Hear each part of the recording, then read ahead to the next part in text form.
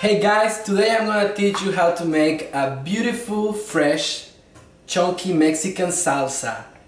Woo, caliente! First thing that we're gonna need is a mortar and pestle. The reason why we're using a mortar and pestle today is because it's gonna give you that chunky salsa consistency that everyone loves. Alternatively, if you don't have a mortar and pestle, you can use a blender. Same ingredients, you just put everything in the blender and just blend it off. But the consistency is gonna be different. It's gonna be slightly thinner, but it's gonna taste amazing too. These are the ingredients that we need for our hot salsa. 2 tomatoes, in case they're big ones like these ones, or 3 if they're smaller. Half an onion, half a cup of fresh coriander, 2 cloves of garlic, 10 bird's eye chilies, salt and pepper. These are the bird's eye chilies. You can find them in the supermarket. They're really hot. If you want your sauce really hot, like me, you use 10 chilies. But if you don't like it that hot, you can use 5. 3 or 2, it depends on your taste, but tonight we are doing a proper hot one. Next thing we're gonna do is cut the tomatoes in 4 parts each, like this. You're gonna slice your half an onion in wedges. You're gonna chop your coriander, which is the one that you're gonna use in the end. The garlic, just leave it peeled as it is. And the chilies, what we're gonna do is we're gonna do a small cut on each chili, like that, and that's gonna be to release the pressure and they don't explode when you put them on the hot plate. Just like that. Just a little cut. Next step is putting our ingredients in the hot plate. Today I'm using a comal. This is a traditional thing that we use for Mexico in a lot of our cooking. I am lucky my dad brought me one directly from Mexico. Thank you, Dad. But if you don't have one, alternatively you can use a fry pan or the hot plate in your barbecue, and that's gonna do the job just as fine. Let's go with our next step. Let's start putting our fresh veggies in the hot plate. We're gonna start with the tomatoes. If you wanna put a little bit of that spray oil, you can, but you don't have to. The reason why we're putting the ingredients in the hot plate is because it's gonna soften them. And it's gonna also add that black color, which is gonna make it really, really tasty. I'm using a gas stove, but that's gonna be different if you have an electric stove. So that's gonna depend on your judgment. I've been doing this for about 2 minutes now. I have been flipping them over. And it's okay, like don't worry, they're not getting burned. That black thing there is what we want for a sauce. They will start to get soft. Keep on flipping them. And we're gonna keep on doing that for another 3 or 4 minutes.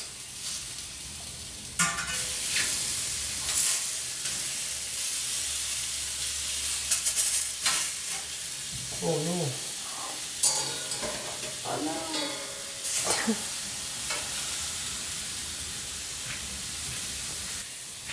Now, as you can see, our tomatoes have become really soft, and when they start to feel soft like that, that means that they're ready. So we're gonna pull them out of the fire.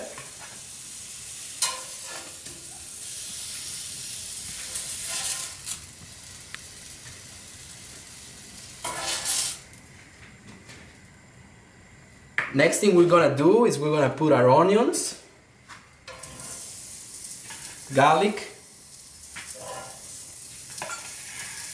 and chilies.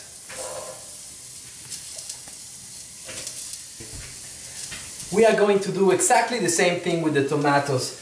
We want to create that black texture around our onion, garlic and chilies. Chilies, of course, the star of the dish. Nothing tastes as good as chili. Okay, so I've been doing this for around 5 minutes, maybe a little less. I have been flipping everything around so they don't get stuck in the hot plate. You can see how the garlic has that black texture around it, and that's what we want. So you're gonna pull out your garlic. Next, you're gonna start putting out all your ingredients. So now here we have our grilled tomatoes, grilled chilies, grilled garlic, grilled onion, the coriander that we have chopped here. We're gonna use it later. Next step, you're gonna remove the tail of the chilies, like this. I'll show you here. Just use your hands, just remove the tail of all the chilies. I'm going to use, just to start, half a teaspoon of salt. Sorry, one full teaspoon of salt. We may need more after, but we don't know until we try it. I'm gonna use a little bit of cracked pepper, like about half a teaspoon. And then we want to start mashing it up. First I'm going to start with my garlic, which I chopped in half. I'm going to start mashing it up.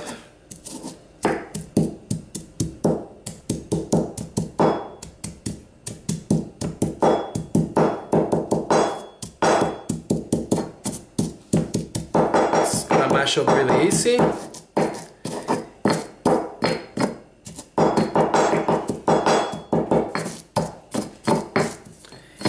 Pretty good. Then I'm gonna start a little by little adding a couple of halves of tomato.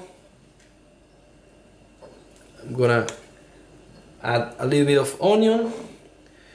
Just because my mortar and pesto is not that big, so if I add everything, I'm just gonna make a big mess. A couple of chilies. Just gonna start mashing everything up. It's looking really, really good. You can see how the consistency is chunky, and that's what we want. If you do it in the blender, it's gonna taste amazing too.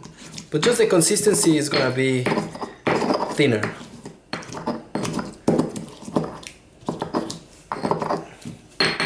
Next thing, we're gonna add another tomato. And like this, little by little, you can keep on adding all your ingredients until you use them all.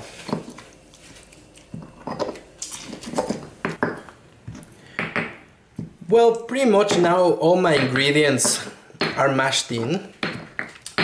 Doesn't this look amazing? Next thing we're gonna do, we're gonna add that beautiful fresh coriander that you have here on the side. We're gonna mix it in. Do not mash it that much because everything's already mashed.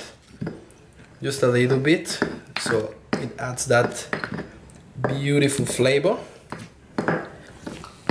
Here we have our finished hot salsa. Now, time to try it. To eat it, I would recommend the original salted Doritos. I have the box here. Just toasted original corn chips. If you have another flavor, or if you like another flavor, you can do it, but this is really gonna make those flavors pop out. So I'm just gonna try it. See how it is.